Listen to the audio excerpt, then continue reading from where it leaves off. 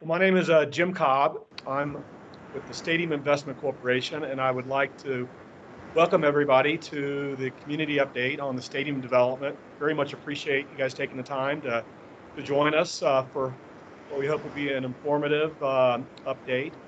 I'd like to start by recognizing Councilwoman Torres and Councilwoman Sandoval, who I believe are on the line, but Councilwoman would like to add an additional welcome at this time, that would be great. I would like to remind you to unmute your microphone to do that.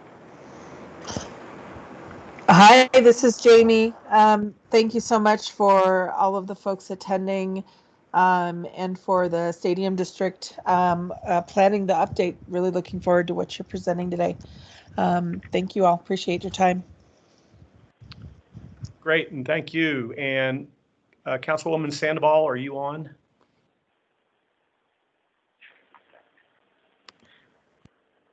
Okay, well, when she joins us, would welcome any comments that she might have, but why don't we go ahead and get started. Matt Sugar with the Metropolitan Football Stadium District, I'll hand it over to you and we'll begin our presentation. Thank you, Jim, and thank you everyone again for joining us. We're going to do an update here.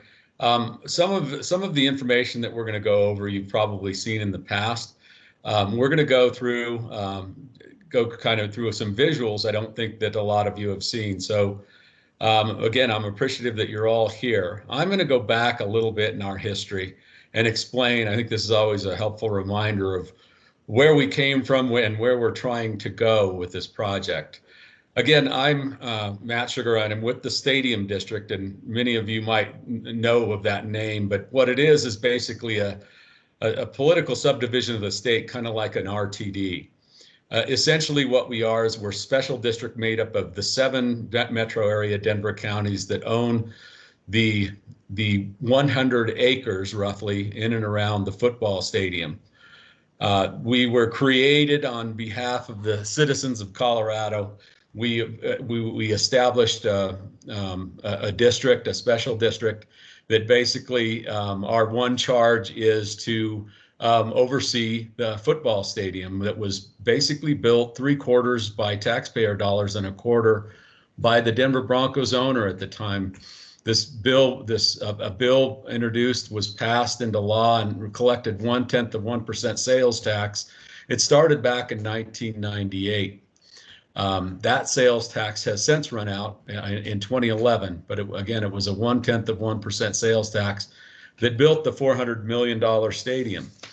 So fast forward, a new stadium that opened, we're always reminded of this date, September 10th of 2001 was the first Bronco football game there. We actually won that game, and Ed McCaffrey broke his leg.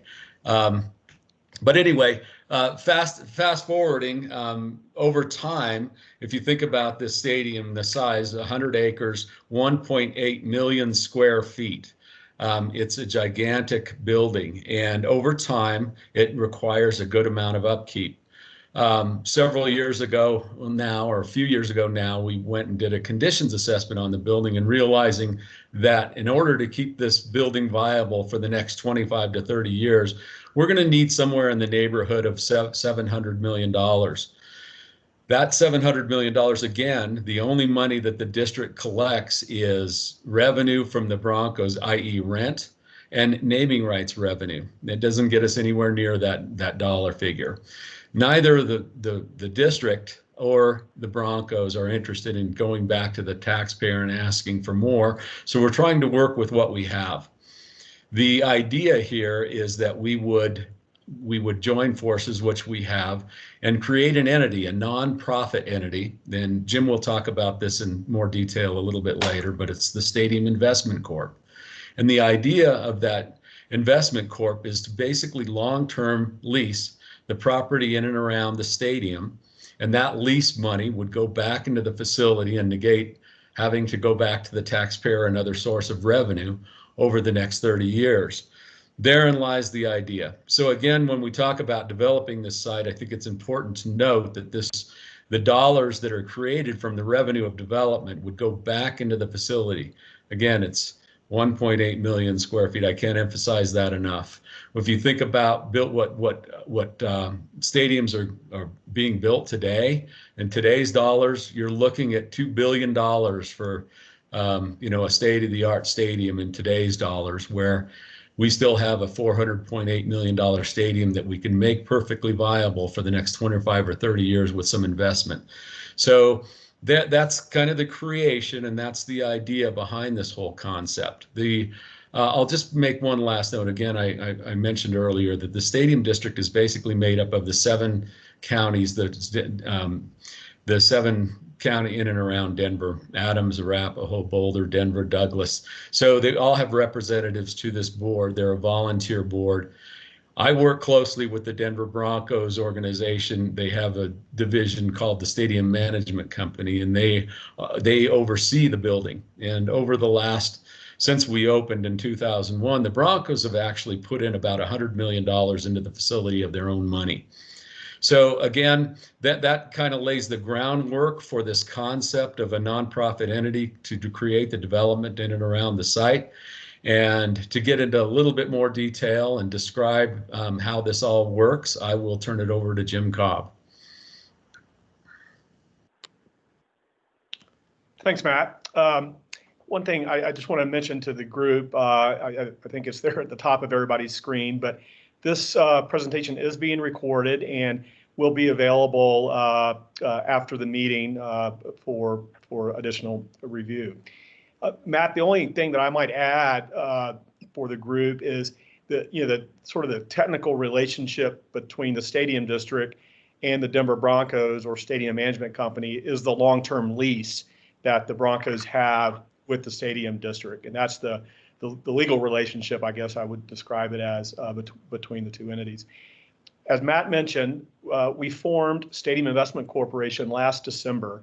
And when I say we, and I always have to be careful when I'm using that term when talking about this project, it's at the board level represented by both the Stadium District and the Denver Broncos.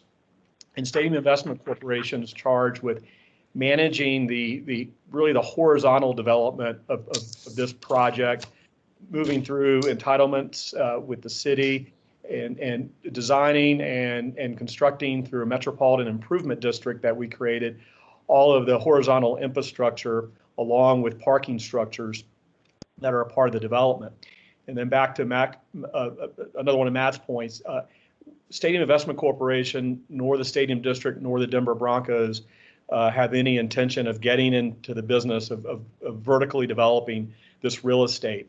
We are planning to bring in a private developer or private developers for the construction of the various components of the project. And as Matt mentioned, as opposed to selling a developer a site for an office building or a multifamily project, our plan is to do long-term ground leases and use that lease income to go back into the capital through the Stadium District into the capital and improvements for the stadium.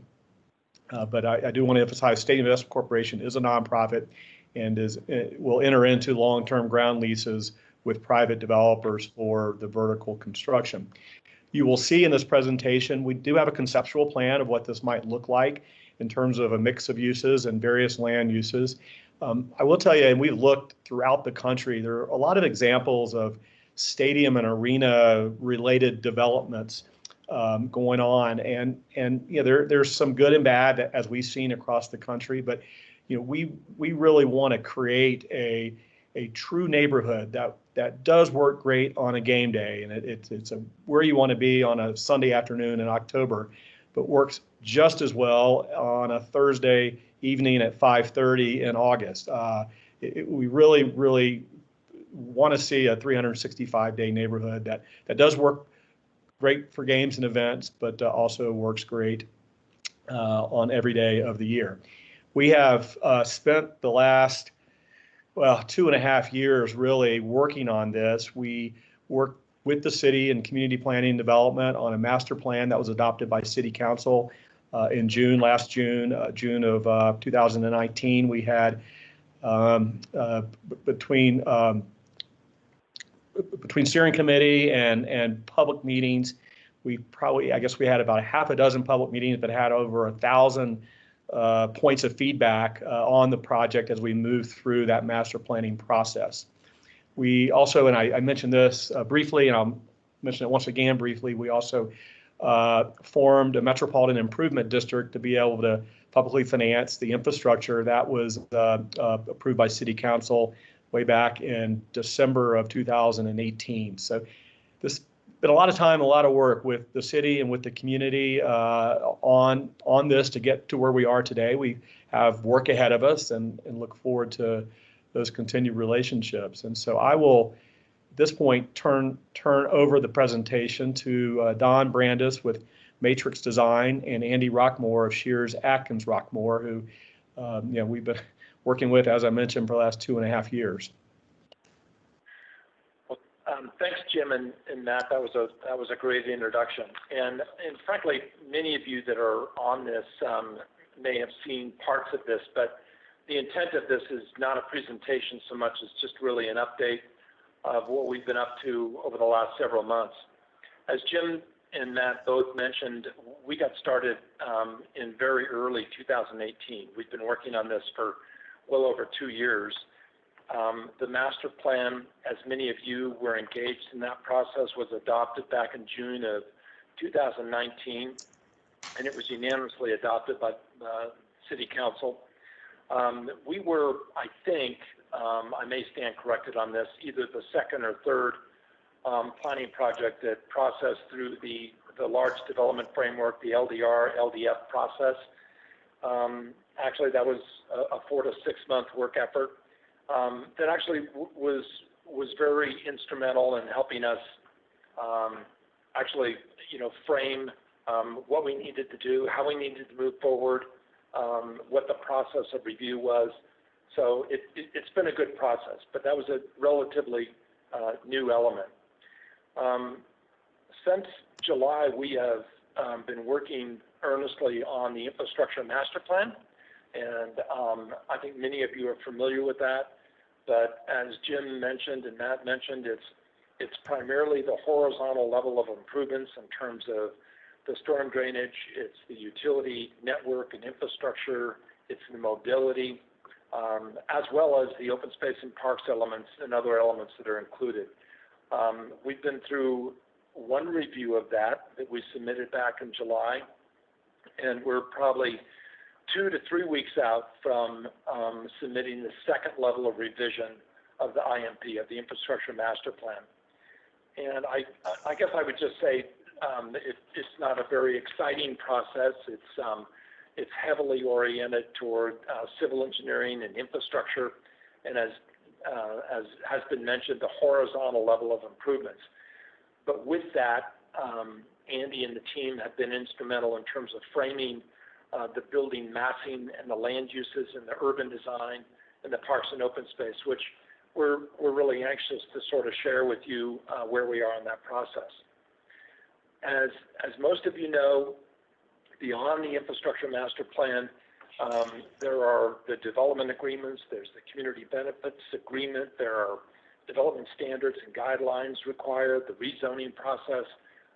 There's much yet to be developed based on the Infrastructure Master Plan. So that's yet ahead of us, and I think in the months to come, we're working hard on the Infrastructure Master Plan.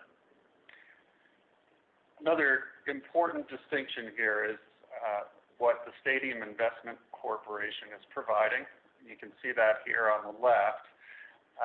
It's primarily the horizontal infrastructure, the streets, the parks, and the mobility network. But along with that is a zoning effort to provide enough density and development to create what Jim and Matt were talking about, an everyday neighborhood.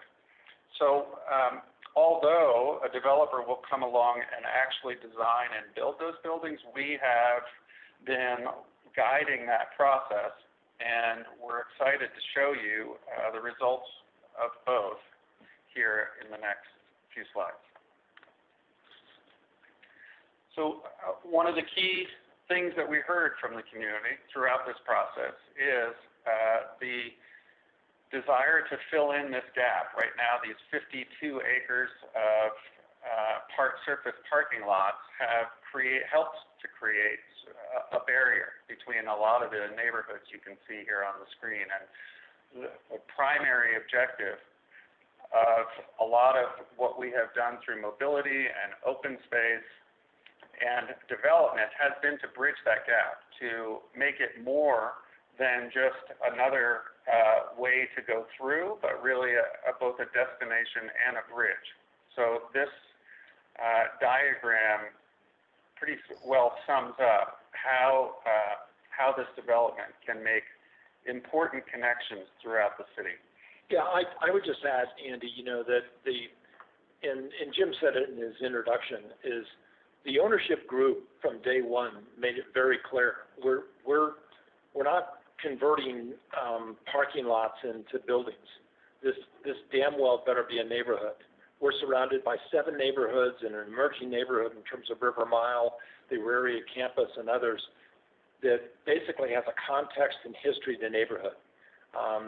Obviously, Sun Valley, the Decatur Station Area Plan that was approved several years ago actually talks a lot about the extension of the land use in our area. And frankly, it was several months in discussions with the city planning department in terms of, do we use the Decatur Station Area Plan and update it? And the idea way back when, 2 years ago, is no, this is a special neighborhood, and we're sensing that from the ownership group to make it unique and peculiar. So the adjacency of Jefferson Park and Sloan's Lake and Sun Valley has been and continues to be, in terms of the public engagement, as we're doing this evening, and throughout the master planning process, been a real influence on the overall development of the project. Go for it, Don. Yeah, I don't necessarily want to go into a tremendous amount of detail, but we spent a lot of time looking at basically the gateways. This illustrates that the orange-yellow areas basically to the northwest is the 17th Street and Dick Connor Gateway, which we feel is very, very important. We think, coming back down to what we're calling Elliott Street in Colfax is another gateway that basically is an entree into the project, and we spent a lot of time locating that, thinking about that. You'll notice that Elliott is a curved linear street that begins to reflect the axial relationships of the stadium. If you take the 50-yard line and look at how the stadium was originally laid out, we're wanting to really orient Elliott into the stadium park and do that. Parenthetically, I would also mention you're looking at the cloverleaf, and we had a meeting as recently as last week. It was about 2.5-hour meeting with the consultants and with the city on the Colfax federal cloverleaf study. And so we're coordinating. I want to assure everybody that's on this that we're not acting independently. We're working closely with that group to make sure that not only the configuration of the interchange, but the adjacency in terms of the land uses are complementary.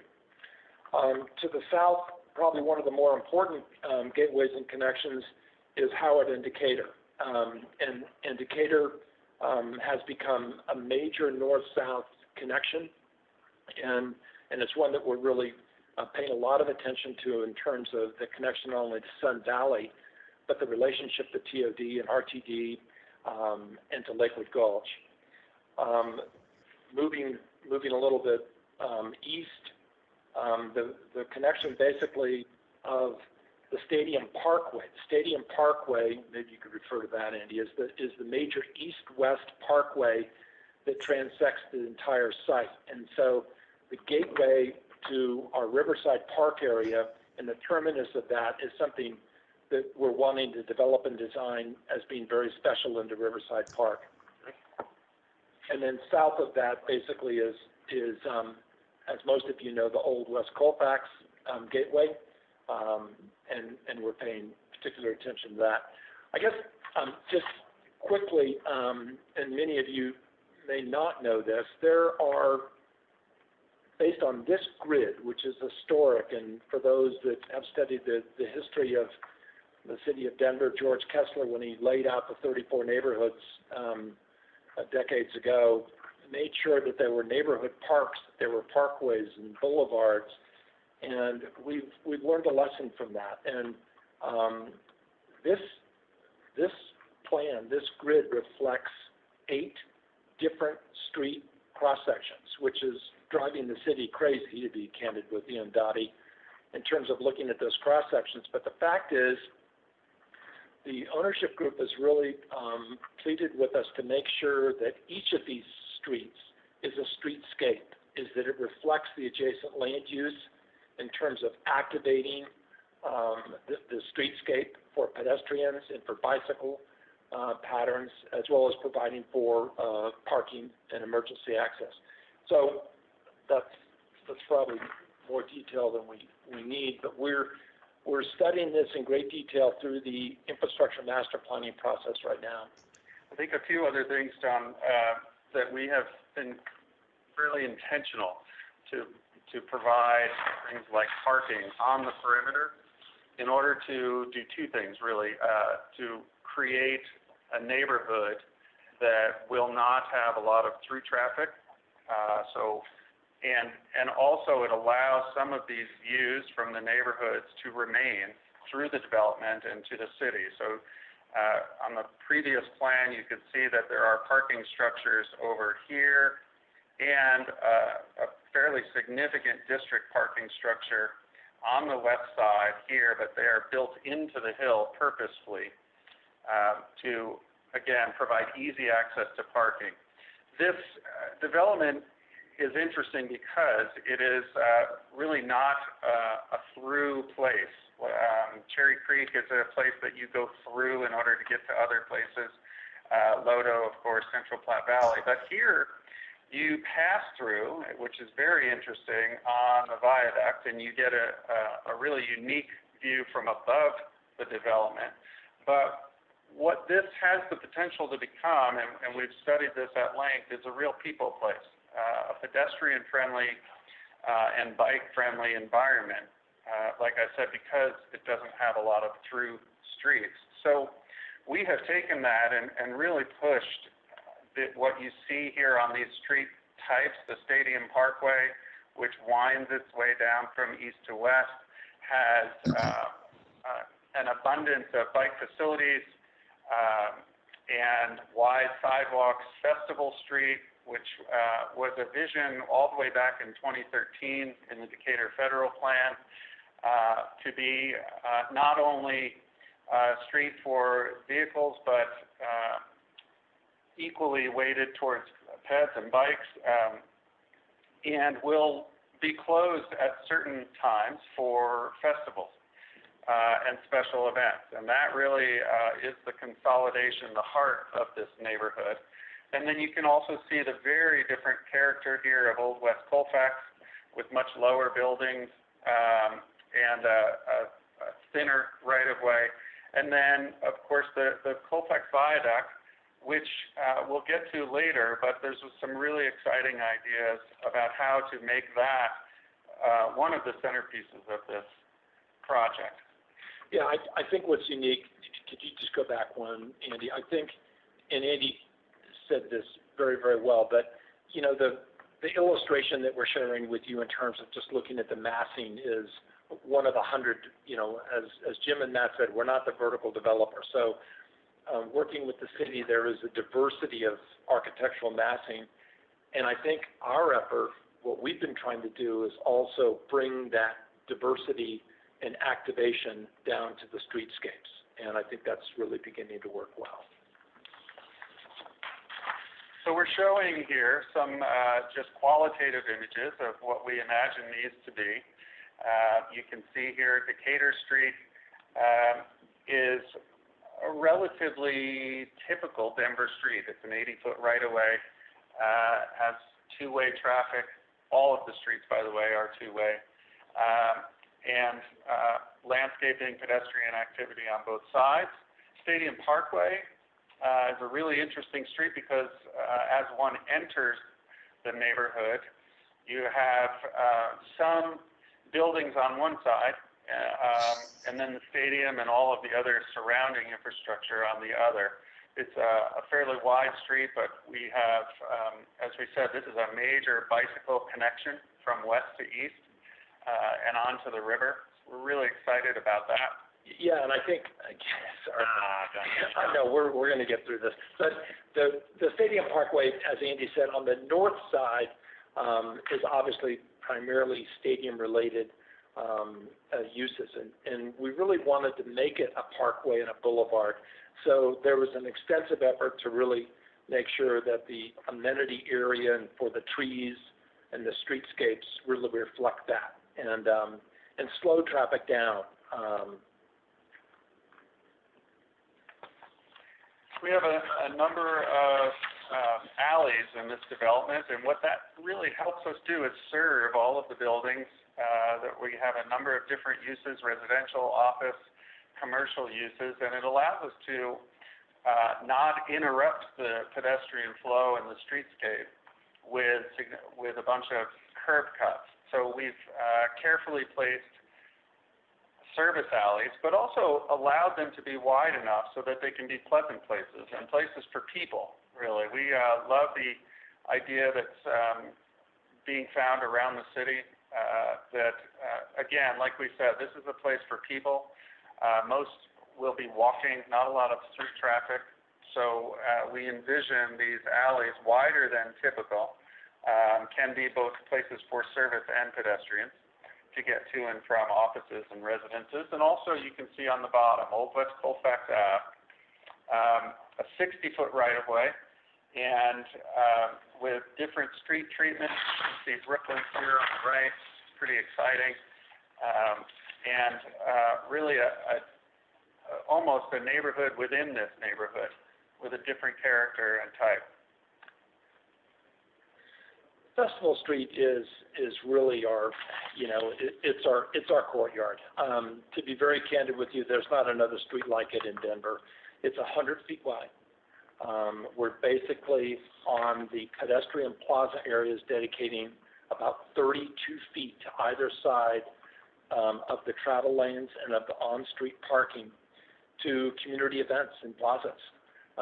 We're talking to the city about this being a curbless, open plaza area that would be used throughout the year, obviously for game day activities as programmed, but again, primarily for community events. It's a stage. We really want to encourage, by the adjacency of the urban uses, but also to design this in terms of the pavement, the lighting, the plant material, the signage, and the wayfinding to make this a gathering spot. So Festival Street is obviously our major north-south connector to the north, to the center of the Stadium Plaza, and to the south to Lakewood Gulch. It basically visually and practically from a pedestrian standpoint, as Andy said, it's not considered, because of the grid system, to be a major vehicular area. It really is more of a pedestrian relationship. Stadium Circle Drive, as many of you can see, is a throughway, and we want to think about the Riverside Park, and I'll talk about it in a minute when we talk about the open space and the park system, but that is a gateway for us. It's a terminus of the Parkway Stadium, and so we really want to think about and program this as a very, very special area.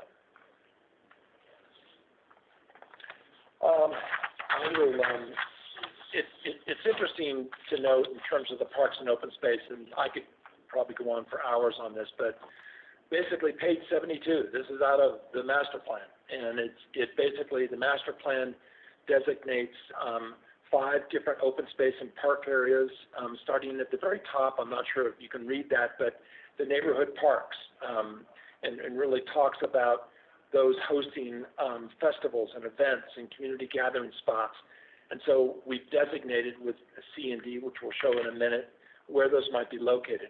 The second are pocket parks, and we hope to populate the entire project area with a series of pocket parks that are smaller, passive activity areas that we can really use and that the neighborhood can use throughout the year.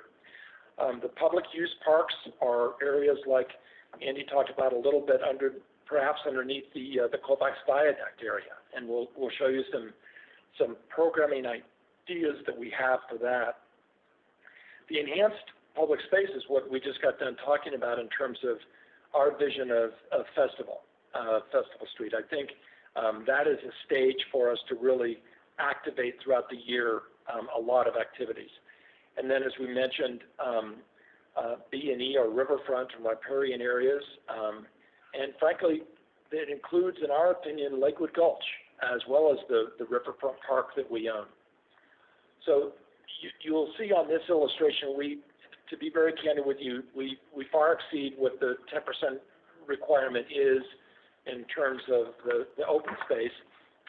If you add up the sort of the acreage and the areas that we've looked at, it's about a third or a little over a third of the entire development site. So we've tried to be really thoughtful in terms of where these spaces are located. And right now, we're not coming to you with park plans. We're not coming to you with open space plans. Tonight, what we'd like to do is Andy and I would like to share with you our ideas about these different spaces and our initial thoughts in terms of the character of these spaces and what they could be in the future. And so again, we talked a little bit about Festival Street, and this is an image that actually shows the level of density that we consider we're wanting to encourage in terms of the adjacent land uses and the density that we would like to activate this. And it's really important, Don, that we have that in order to create that everyday neighborhood that Matt spoke of. In order to have a restaurant successful in March, when there's no football on, we need a certain critical mass and a great mix of both residential and commercial activities, entertainment activities, places to live, work, and play. And this image of Festival Street shows not only that activity that can happen all year round, but also the level of intensity that lines that street in order to create that everyday neighborhood. Yeah. The riverfront park, River Mile has gone a long ways. I want to compliment all of the good work and planning and design that River Mile has done technically and otherwise to activate the plot. We have less of an area, but it's equally as important. And so whether it is a soft edge, whether it's a riparian edge, or whether it's a structured edge, we have yet to determine that based on the uses and activities and facilities that we would like our riverfront park to stage. But it's critical. It's the terminus to the Stadium Parkway, both visually and practically. It's adjacent to the Stadium Circle Drive. It hosts the trolley. And so we're working with the city on programming this space, as well as looking at the above ground and below ground subterranean infrastructure that this area houses. But we're very excited about that river's edge. On either side of the stadium, east-west plazas, these are existing areas that we are excited to make some improvements. Anytime you bring this level of development to an area, it influences even the great open spaces that are already there. They'll remain both passive and flexible, as you can see in the upper image, and that is so that they can host a game with 75,000 people there, but also provide that place for a family to go after work and throw a ball around. Or these are really sort of neighborhood parks that primarily, and then secondarily, they can work to host a football game or a special event. We've looked very carefully at a lot of these parks around the country. What you see actually on the bottom of the screen is Bryant Park in New York City. A wonderful place with a number of different zones within the overall area. There's the great lawn, of course, that you can see in this image, but then there are moments of shade for people watching, and just a whole host of events and activities that can happen. But like I said, perhaps the most important is a neighborhood park, a place that that Denver is famous for its neighborhood parks. And every day, this can be a great place for families. Yeah, and just to back up what Andy's saying, I think both of these areas from a programming standpoint are getting a lot of attention, and they're not insignificant. The east and west plaza areas are a little over 3 acres. The stadium park area is a little over 2.5 acres. And from a development standpoint, it's a significant contribution to the neighborhood, to the area-wide neighborhoods, as well as to this project. It's an emphasis that the ownership group has really made clear to us as the planners and designers from day one. Lakewood Gulch sits to our south of the project, and it is currently an extremely passive space. But we envision with a lot of development here that we can make some minor improvements to that space and create better connections especially from the Decatur Federal Light Rail Station, and allow for a respite from some of the more intense parts of the development, and of course that connection, that really important connection from west to east into the Platte Valley Trail that runs north to south. Yeah, Lakewood Gulch is interesting. Let's just be candid. Lakewood Gulch, obviously, to the south of our project, to the north of Sun Valley, is an underutilized. It's a city park. It's about 5.5 acres, and we're very excited in our early discussions and field trips with the City Parks and Recreation Department and with Dottie is, what are the potential uses? What are the potential opportunities of not only connecting but relating to Lakewood Gulch and making it a very real place?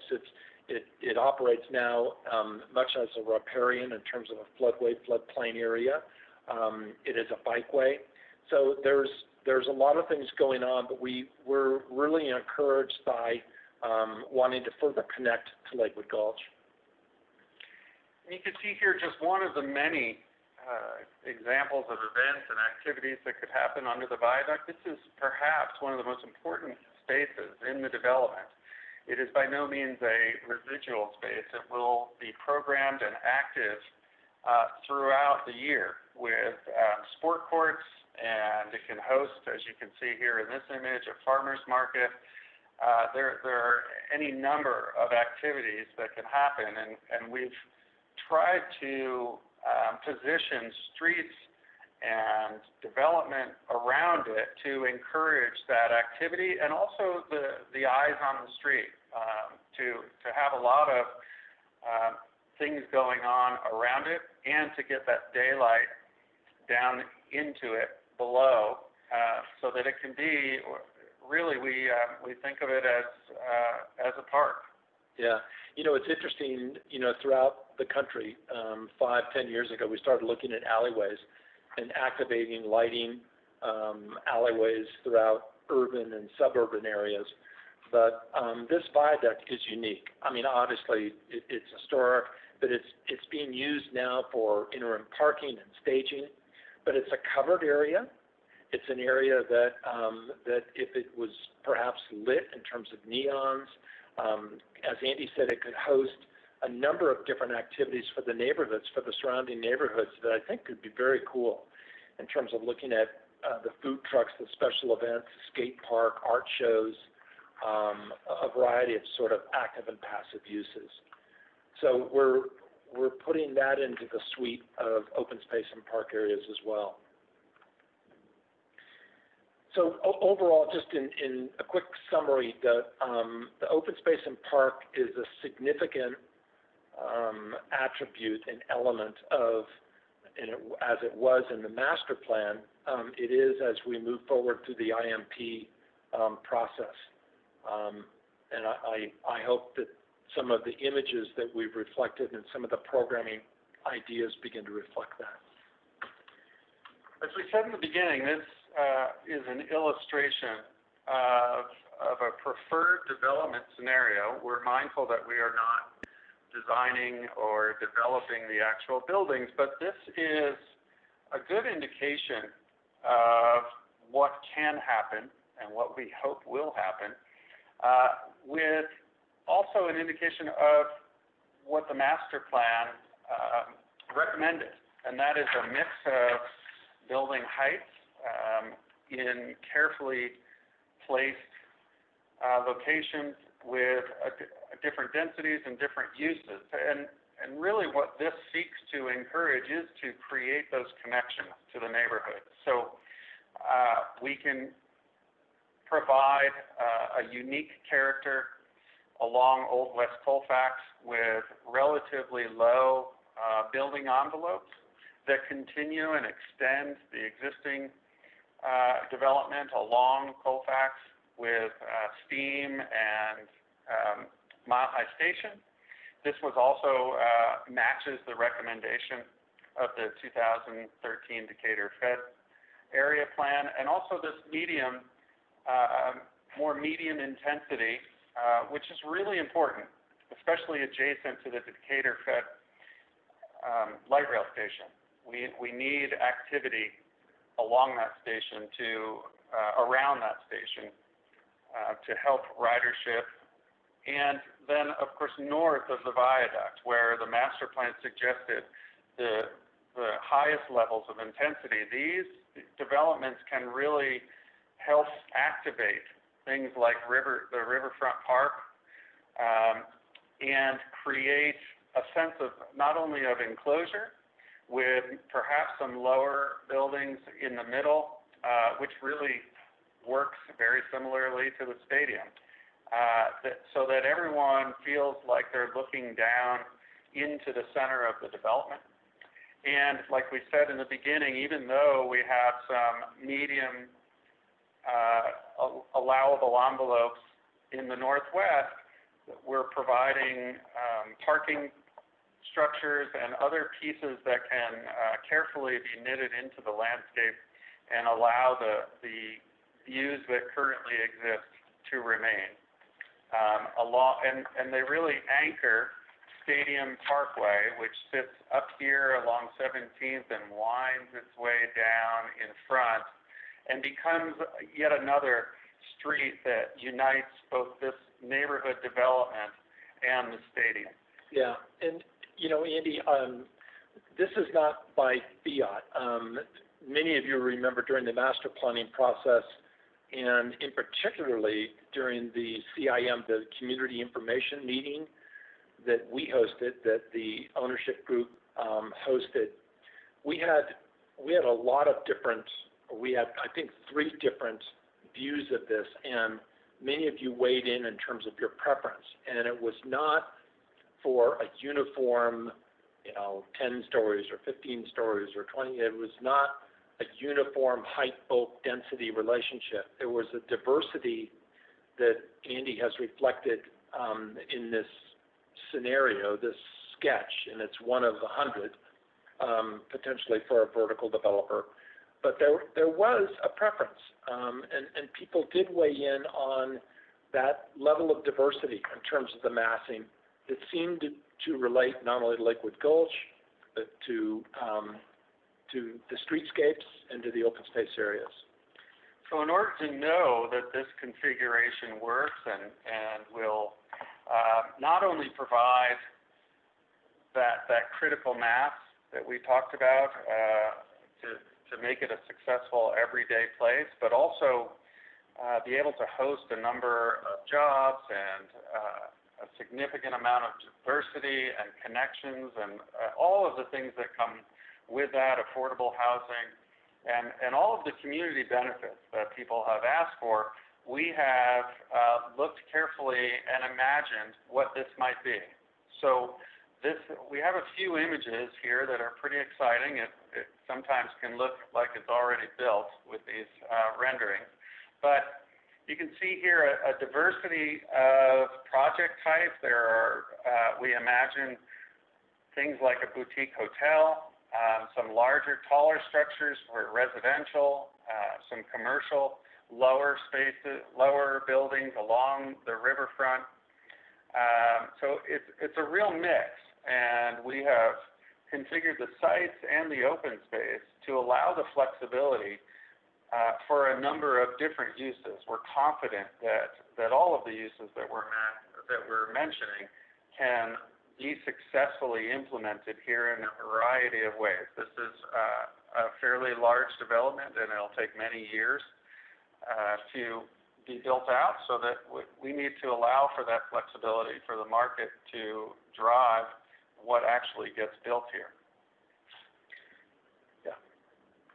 We have another one that shows what we're also mindful of is that we have a fairly large building, as Matt said, 1.8 million square feet, that we need to nestle up against. And in order to complement that building, we are showing a lot of different variety of building heights that really, for the most part, are about as tall as the stadium itself. Most of this development will reach a maximum of 200 to 250 feet, and the top of the lights right now are 220 feet.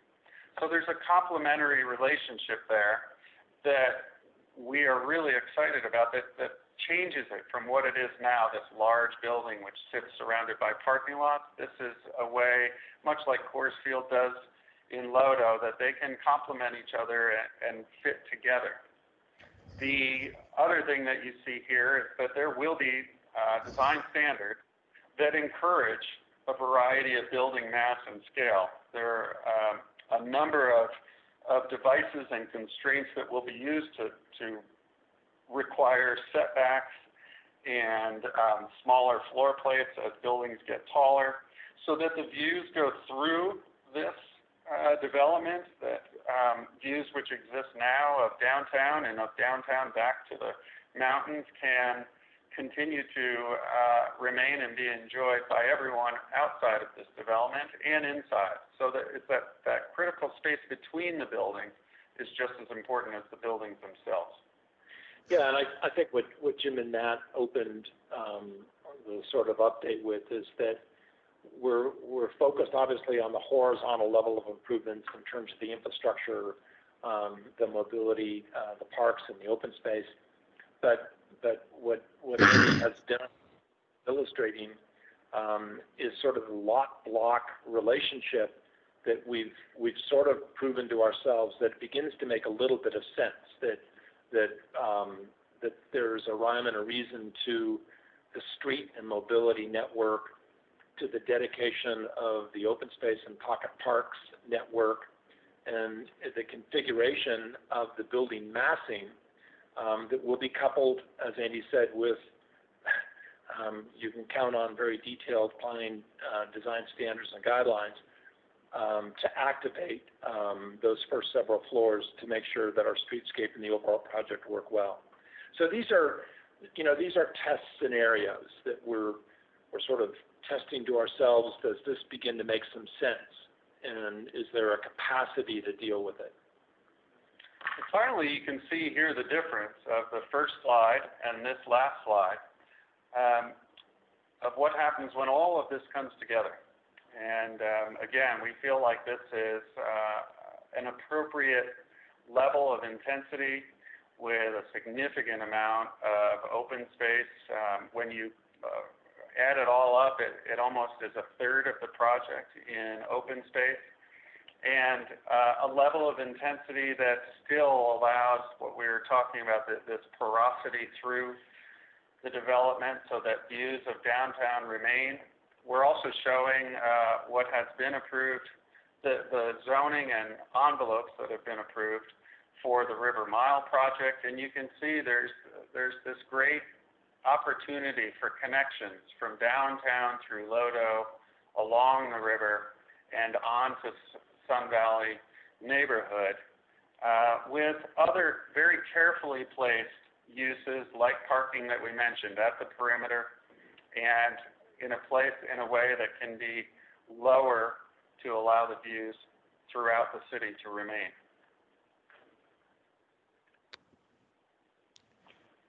And Andy, could you go back to that prior image real quickly?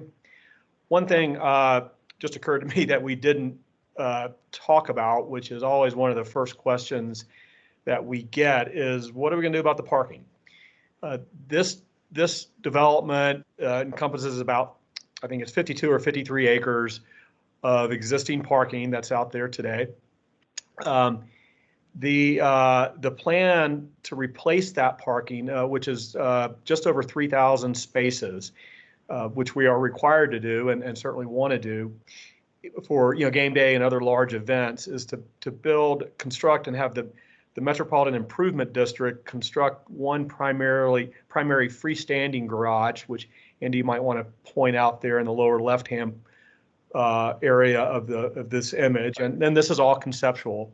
That would accommodate about a third of those 3,000 spaces, and the other 2,000 would be a shared relationship with the office portion of this development, whose garages on Sunday afternoon are typically very empty, as they are on a Monday night or a Thursday night when there might be a football game. That model basically works at Coors Field, and it works in many other NFL cities as well. So I just wanted to point that out again. That's one of the first questions we seem to get on the development.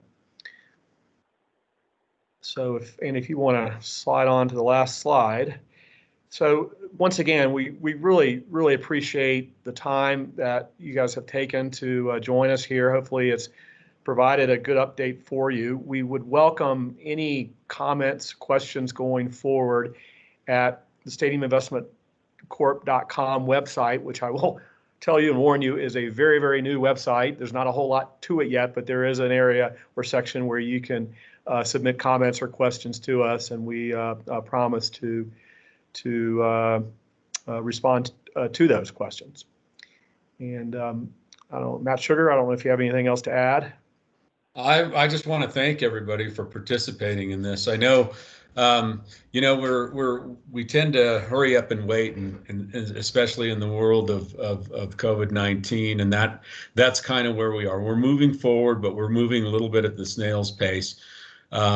We're out in the community. We're doing what we can do, given the circumstances we're under, and all of us are under. So I appreciate you all taking the time to pay attention to this, and hopefully in the future we can really start to roll on this. And again, please send your comments to the stadiuminvestmentcorp.com. And again, it's not, as Jim described, it's kind of an under construction site, but we will get the information and we'll respond to it. So again, thank you everyone.